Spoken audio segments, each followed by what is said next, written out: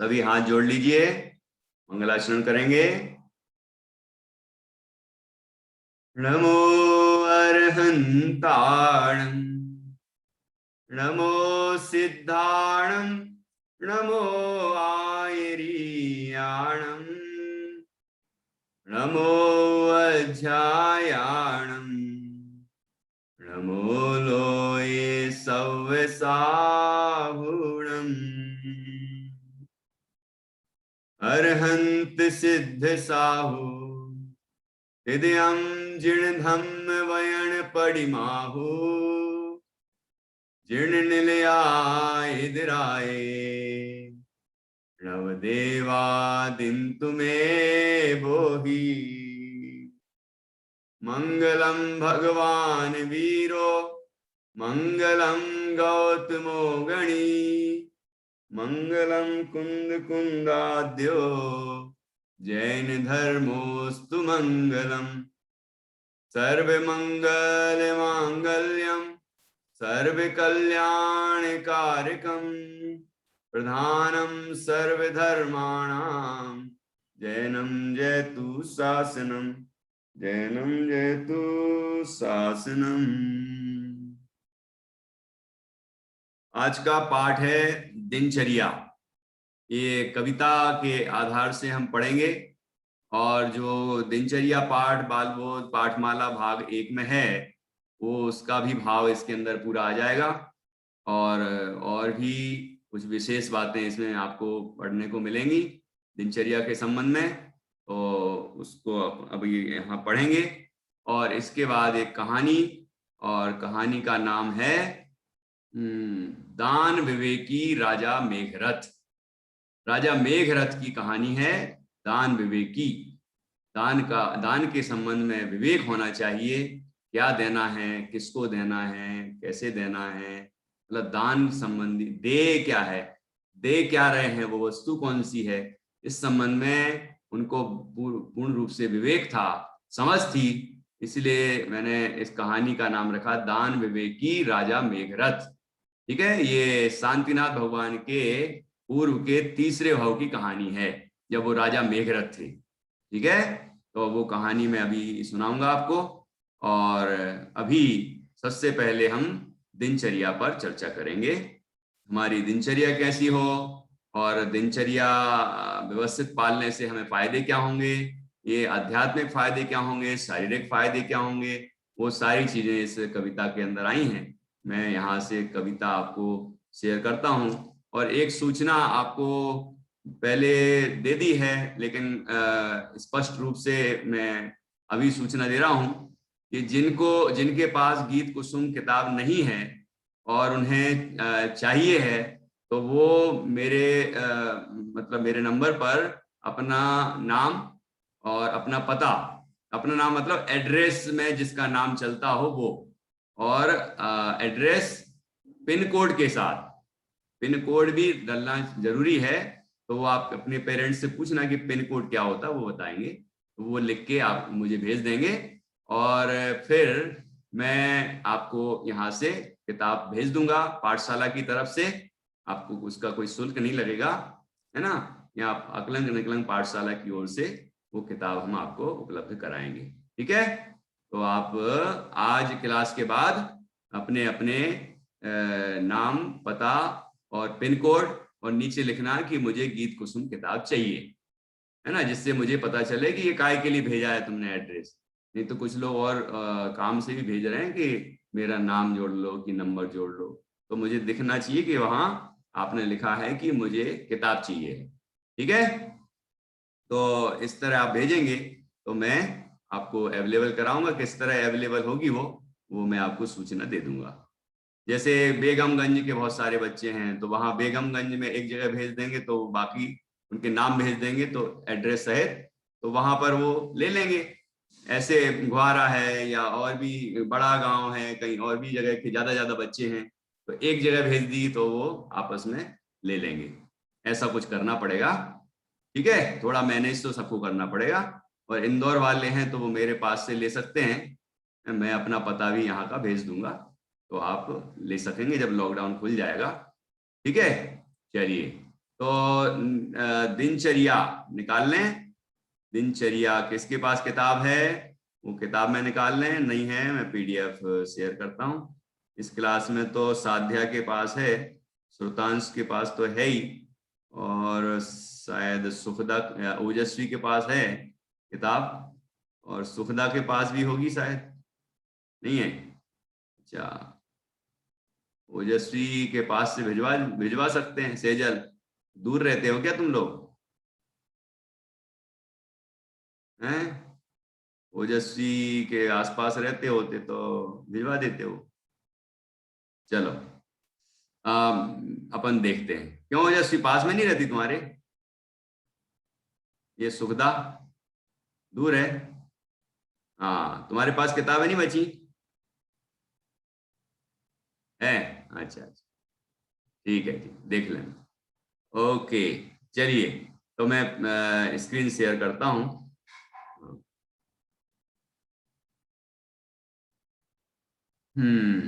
कलाकार लोग कलाकारी ना करें। और चलिए,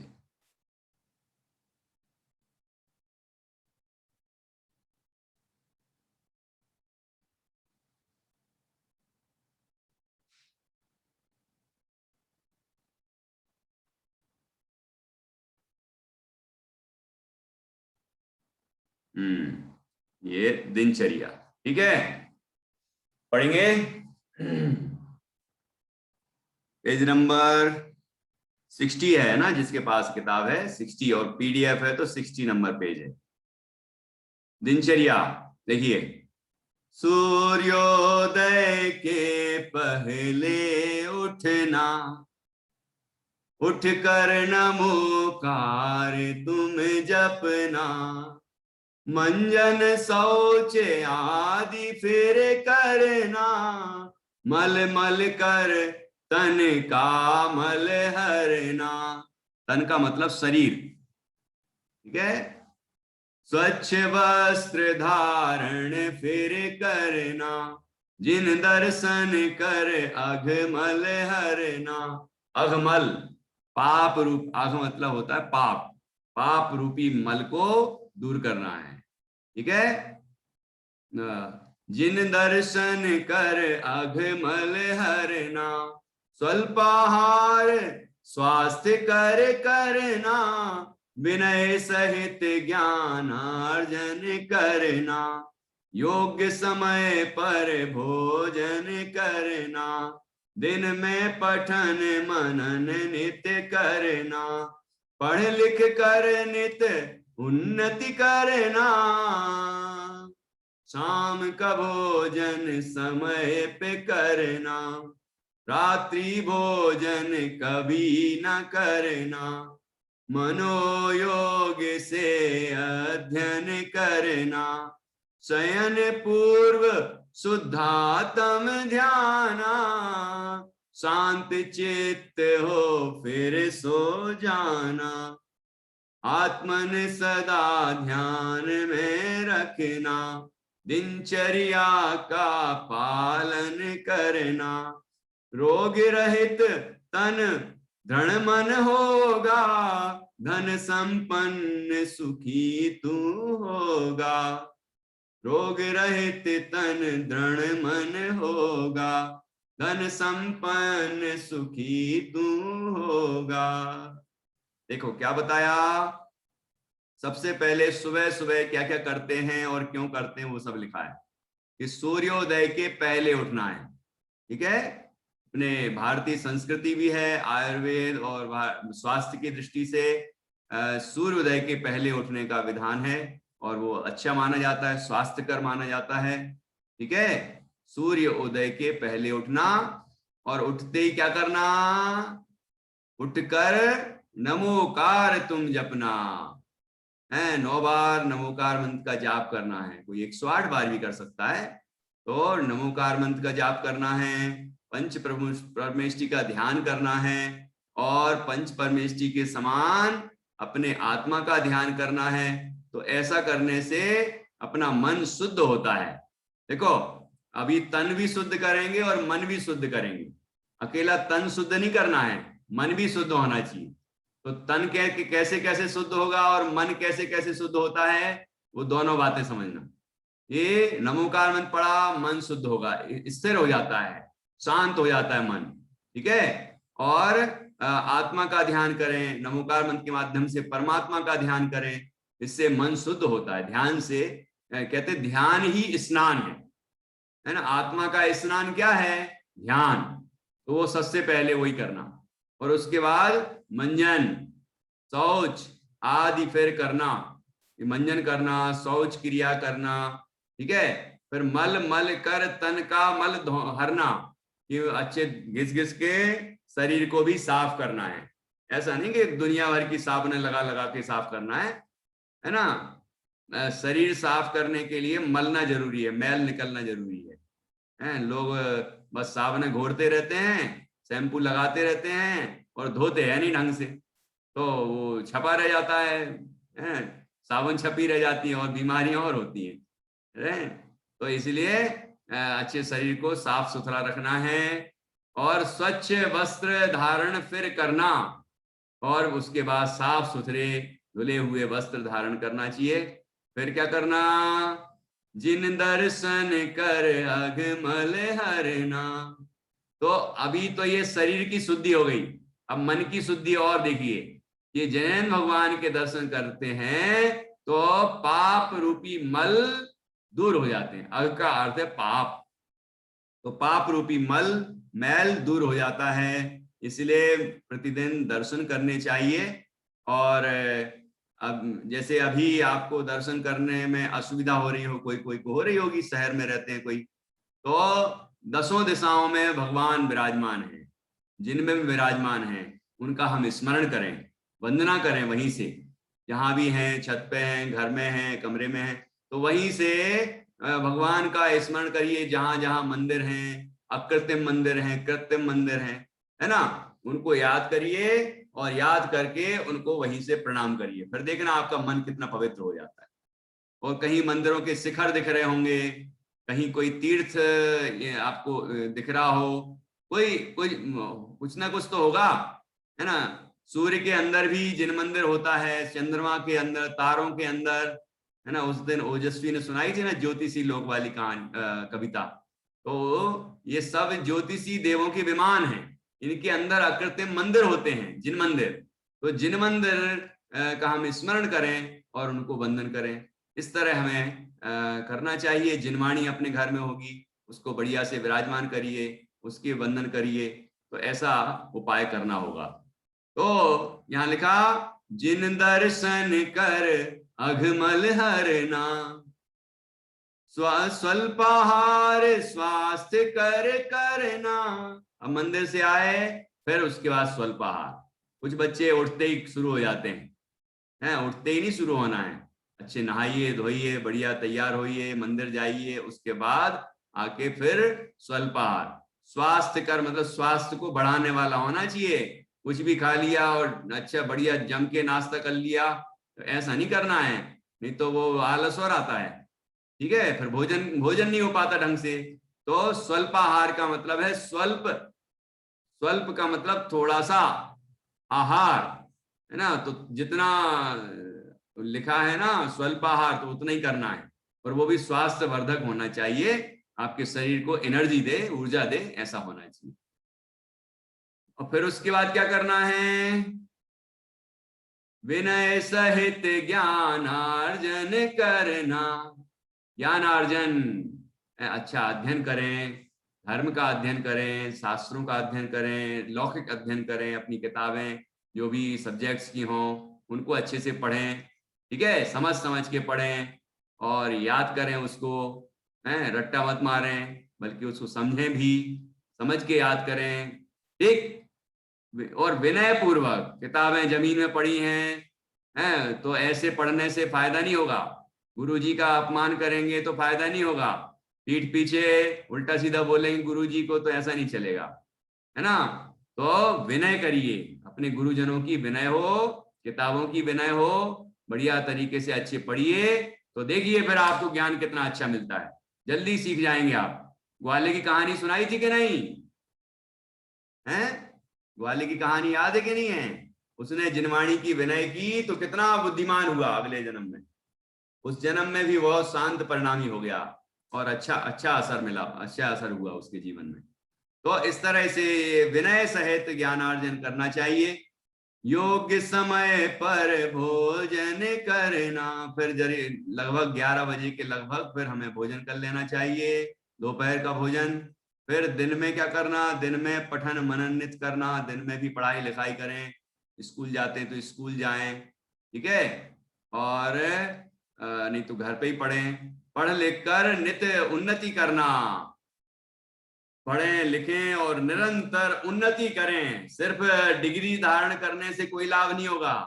ये मेरे तो अच्छा सर्टिफिकेट है, 100% आए हैं, वो क्या कहते हैं उसको, 10 CGPI है, और 10 पूरे 100% मार्क्स आए हैं, ये प्लस आया है। इस अकेले से कुछ नहीं होगा। पढ़ लिख कर नित्य उन्नति करना और आगे बढ़ना, अपना जीवन और अच्छा होना चाहिए, तब पढ़ाई लिखाई का फायदा है।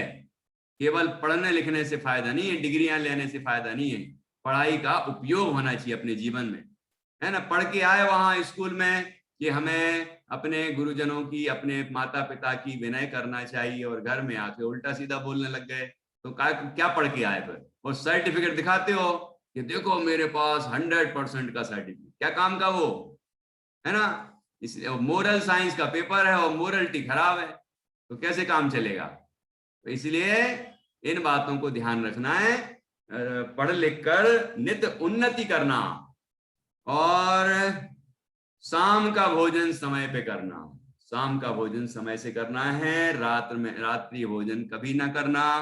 सूर्य ढलने के पहले भोजन कर लें, ठीक है, और फिर उसके बाद क्या करना, शाम को भोजन करने के बाद फिर रात्रि में मनोयोग से अध्ययन करना। रात को फिर से अध्ययन करना है। हम विद्यार्थी है ना, है, विद्यार्थी का काम है। अब आप कहोगे सुबह भी अध्ययन करना लिखा, दोपहर में भी अध्ययन करना लिखा, रात को भी अध्ययन करना लिखा, तो क्या अध्ययन ही अध्ययन करते रहे? तो विद्यार्थी किस काम के हो फिर? अभी हमारा आपका समय है कि अध्ययन ही करना है। हम लोग भी अध्ययन करते हैं, जो शिक्षक होते हैं वो भी अध्ययन, विद्यार्थी होते हैं, नया नया सीखते हैं, है कि नहीं? तो नया नया सीखते हैं तो उनको भी, हमें भी आनंद होता है, और आपको भी बताने में हमें आनंद मिलता है फिर, और नई नई बातें आपको बता पाते हैं। तो अध्ययन तो जीवन भर करना है। और फिर क्या करें, शयन पूर्व शुद्धात्म ध्याना, सोने के पहले शुद्धात्मा का ध्यान करना। देखो पंच परमेष्ठी भी शुद्धात्मा है ना, और हम भी शुद्धात्मा हैं, तो पंच परमेष्ठी का ध्यान करना, अपने आत्मा का ध्यान करना, ठीक। और क्या करना, शांत चित्त हो फिर सो जाना।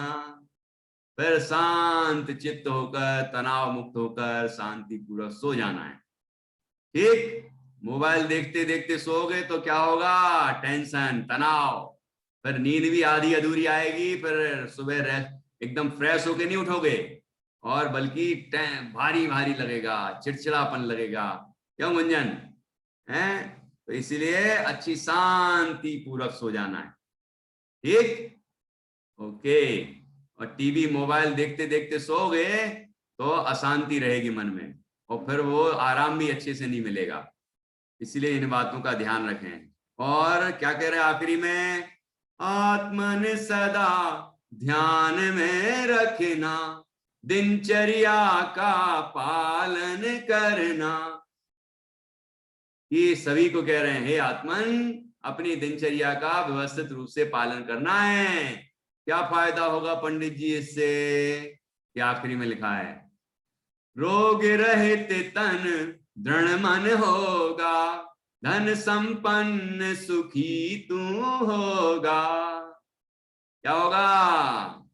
ये शरीर तो रोग मुक्त रहेगा, निरोगी, कोई बीमारी नहीं होगी शरीर को, यदि हम दिनचर्या का व्यवस्थित रूप से पालन करते हैं, खान पान आचार विचार हमारा अच्छा होता है, ठीक है। और देखो बीच बीच में हमने नमोकार मंत्र भी पढ़ा, मंदिर भी गए, स्वाध्याय भी किया, आत्मा परमात्मा का ध्यान भी किया, इससे पुण्य भी बना।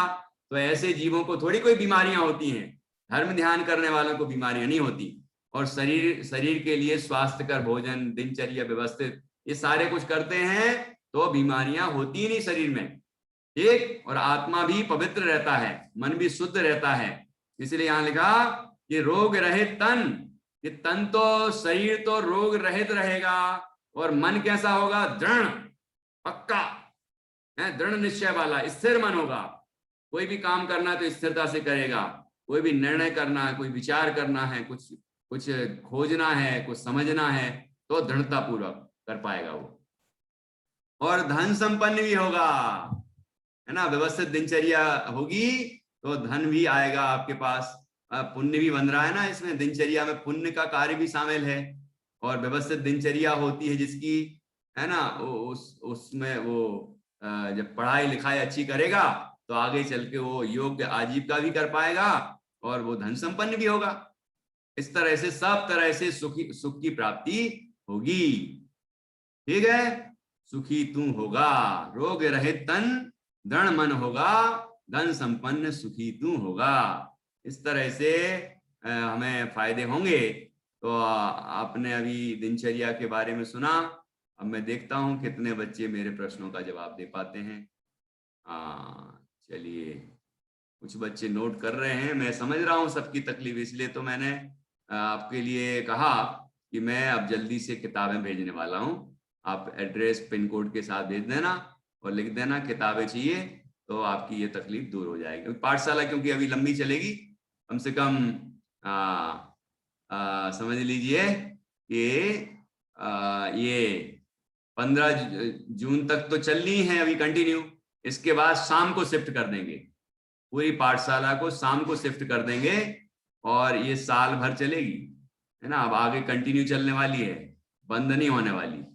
इसलिए आपके पास किताबें पहुंचना जरूरी है। और उसके बाद कथा 32 कहा लिख जाएगी, मतलब प्रकाशित हो जाएगी, फिर इंग्लिश वाली, पोयम वाली, और उसके बाद फिर अकलंक पाठमाला की किताबें।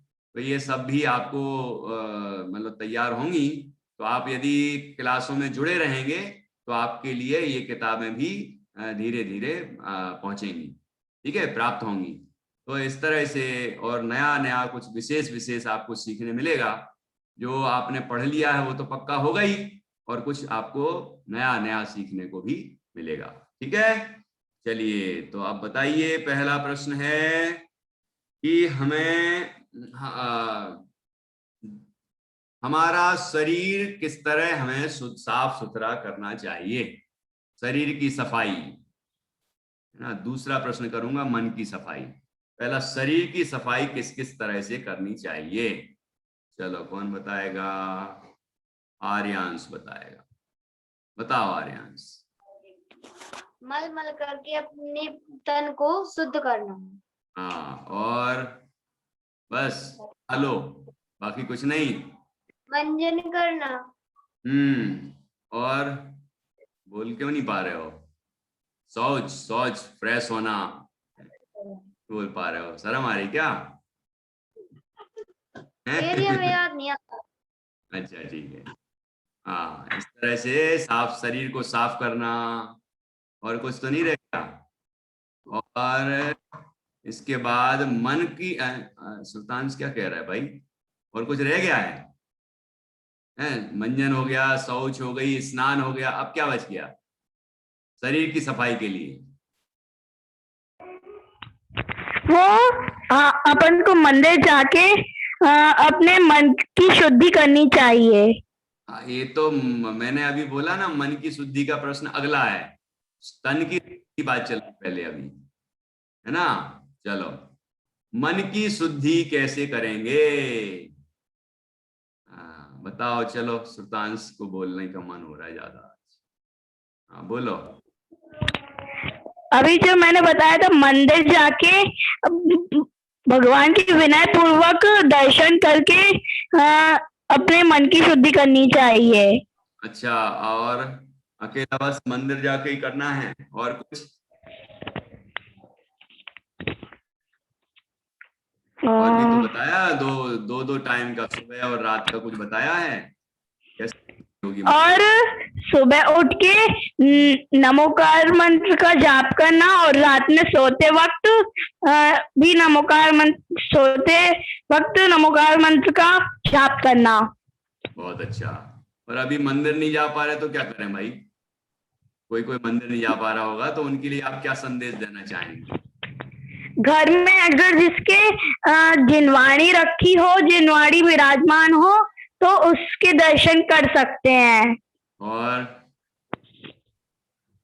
और नहीं पता। बस? हाँ बस। और हाँ, क्या? और कहीं मंदिर है क्या? और कुछ कर सकते हैं क्या?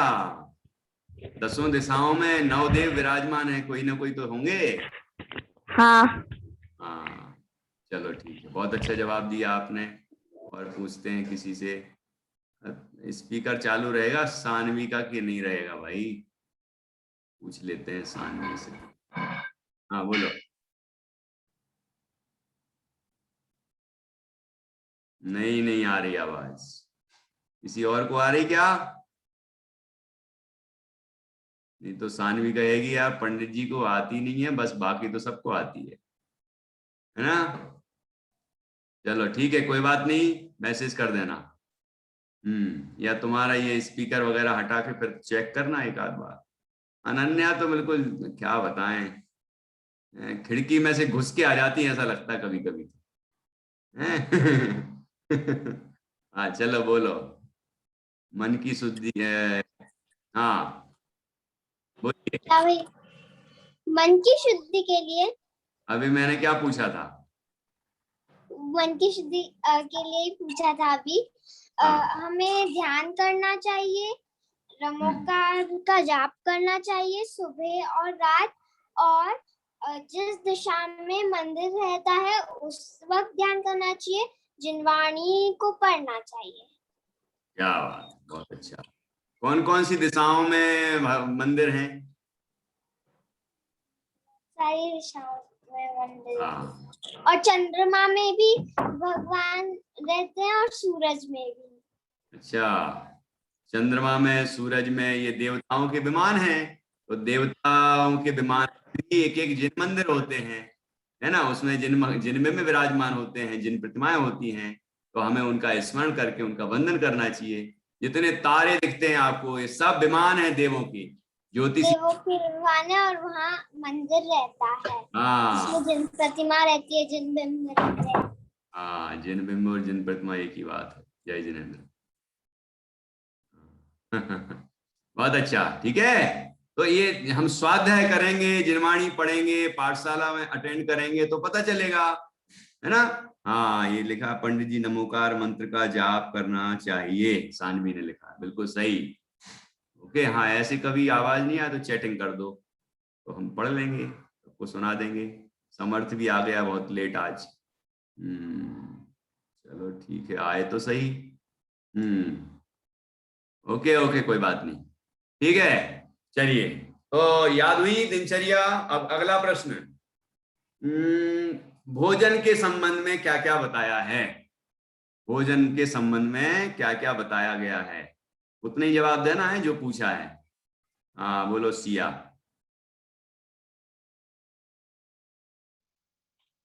हम लोग को रात भोजन करना चाहिए और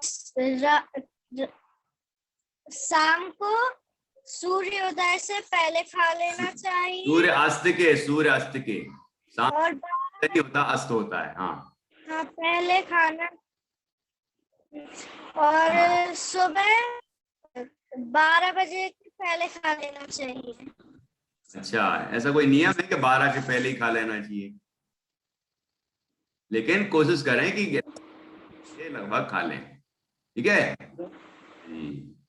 और उसके बाद सुबह नाश्ता नहीं करना? करना है भैया जी। अच्छा, करना है, अच्छा ठीक है। तो 3 बार हो गया, है ना? स्वल्पाहार, सुबह स्वल्पाहार दर्शन करने के बाद, और उसके बाद फिर दोपहर भोजन, और फिर शाम को भोजन। और साथ में भोजन के संबंध में कहा रात्रि भोजन कभी ना करना, रात्रि भोजन नहीं करना है। हाँ भैया जी। ओके, हाँ भैया जी। बस बस बस, ठीक है। चलो अब अपन अगला प्रश्न करते हैं। अगला प्रश्न है कि अध्ययन अध्ययन के संबंध में क्या क्या बताया है, ऐसे प्रश्न है मेरे।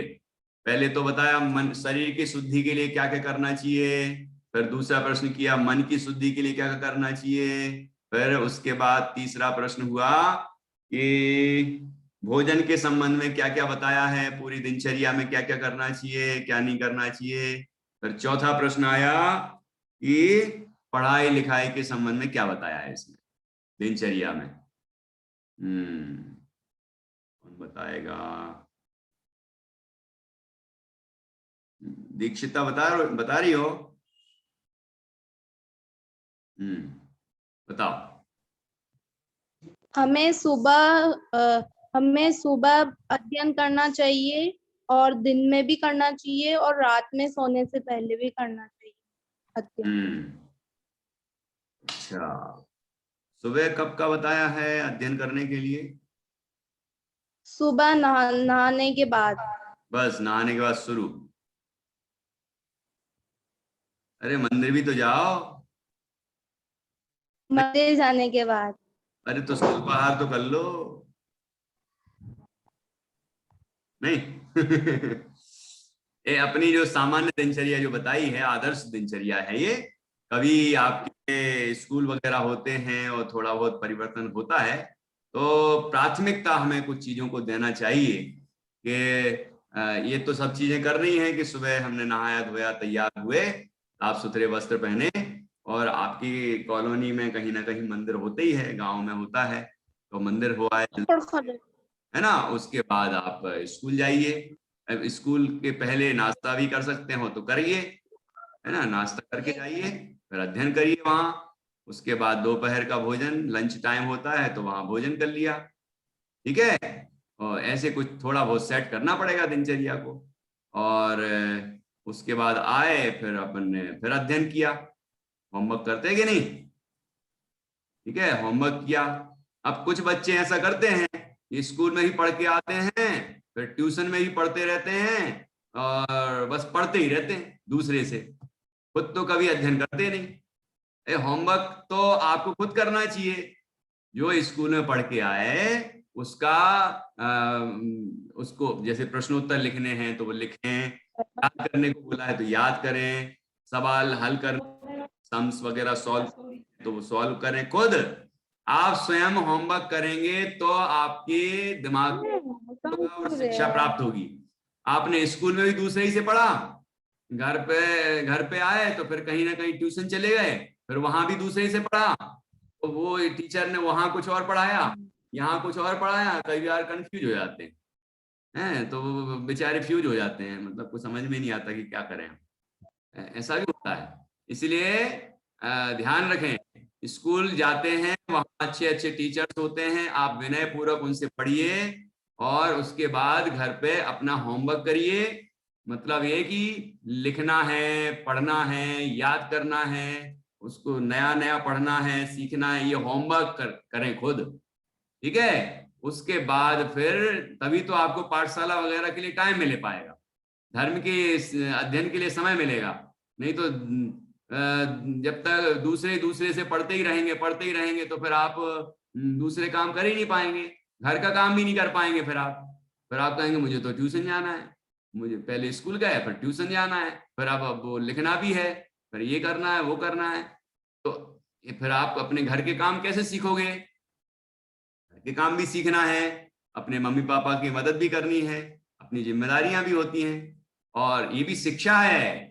स्कूल में तो पढ़ लिया कि घर में हमें ये करना चाहिए, लेकिन किया तो है ही नहीं, रट लिया कि हमें घर पर ऐसा करना चाहिए वैसा करना चाहिए, सब सीख लिया, लेकिन याद करके रख लिया और एग्जाम में लिख दिया और 100% ले लिए, लेकिन किया तो कुछ नहीं। समझ में आएगी नहीं? इसलिए आप ये आदत बनाएं कि स्कूल में पढ़ें अच्छे से और घर पे उसका अभ्यास करें, बाकी टाइम में पाठशाला अटेंड करें, और अपने घर में पेरेंट्स के भी काम में सहयोग करें।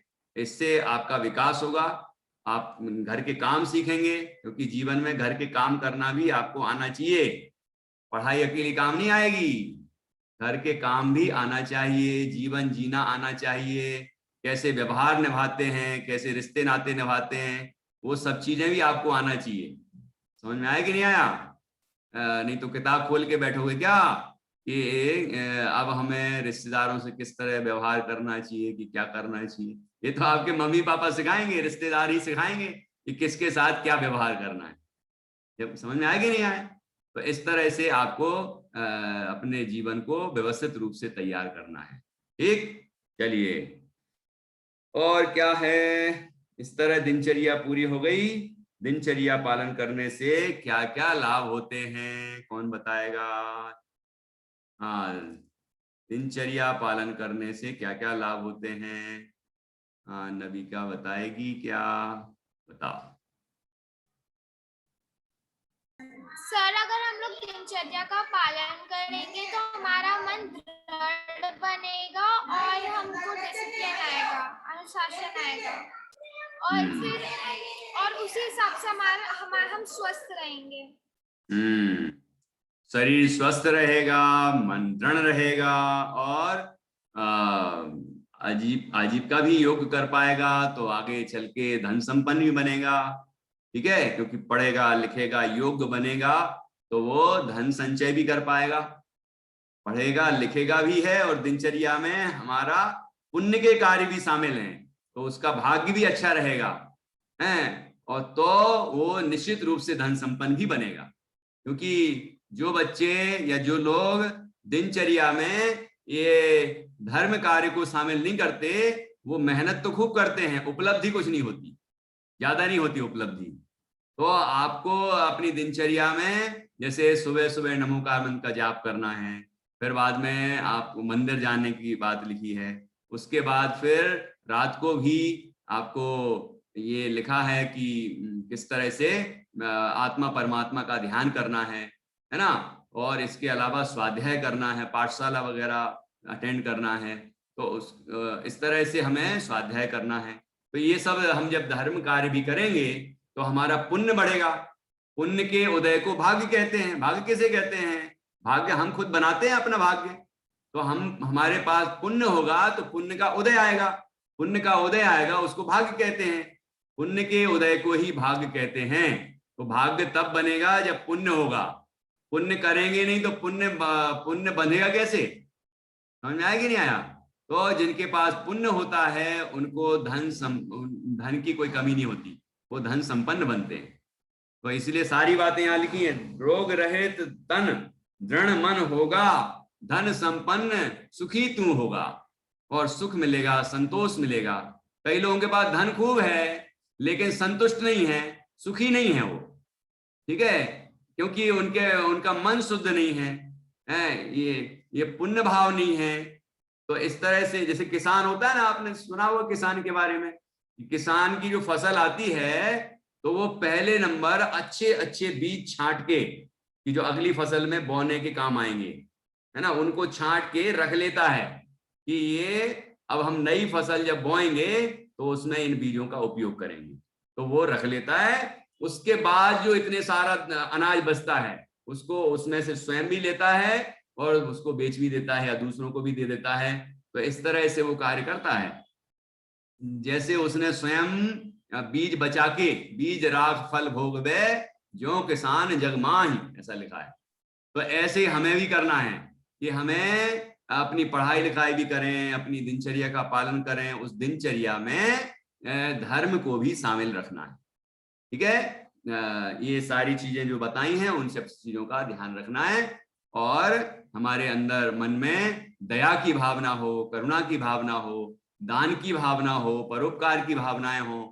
मतलब इस तरह अच्छी अच्छी भावनाएं होंगी तो हमें पुण्य का बंध होगा, और पुण्य का उदय आएगा, उसको भाग्य कहते हैं।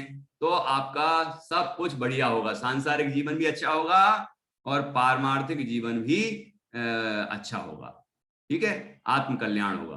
तो इस तरह से दिनचर्या में हमें सब चीजों को शामिल करना चाहिए। जैसे भोजन में सब चीजें शामिल करना चाहिए कि नहीं, कि एक ही एक चीज खा लो, मुझे तो दाल चावल ही अच्छा लगता है तो वही खाए जाओ खाए जाओ, तो क्या हो जाएगा, बाकी पौष्टिक तत्व मिलेंगे ही नहीं।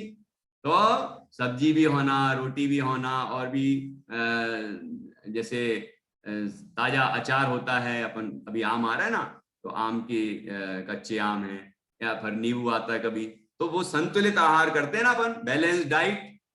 तो बैलेंस डाइट जैसे होती है तो शरीर अच्छा रहता है, ऐसे बैलेंस दिनचर्या होना चाहिए, जिसमें धार्मिक कार्य भी हो, लौकिक कार्य भी हो, सब तरह से अपना बैलेंस बनना चाहिए, तो हमारा विकास सही होता है। ठीक, इस तरह से हमने दिनचर्या के बारे में पढ़ा, और आज समय तो हो गया भाई, क्या होगा।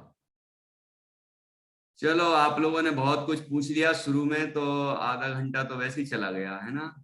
चलो कोई बात नहीं, तो आज कहानी फिर रह गई। कहानी का नाम है दान विवेकी राजा मेघरथ। तो ये कहानी अपन अब मंडे को सुनेंगे, ठीक है। चलिए, आज का समय पूरा हुआ, मंडे को कहानी सुनेंगे। और एक नई कविता आगे की विनयवान ग्वाला पढ़ा चुका हूं, और ये आम वाली कविता आप पढ़ लेना। ये अभी आम का मौसम भी चल रहा है, और ओजस्वी ने गागा फिर सुनाया था आम कविता, यूट्यूब पर भी डली है, तो ये आपको पढ़ लेना है। अब बाल वर्ग 4 शुरू होगा मंडे से, बाल वर्ग 4 की कविताएं शुरू होंगी, और ये कहानी भी इस तरह से कोर्स आगे बढ़ेगा, और आप नई नई चीजें सीखेंगे।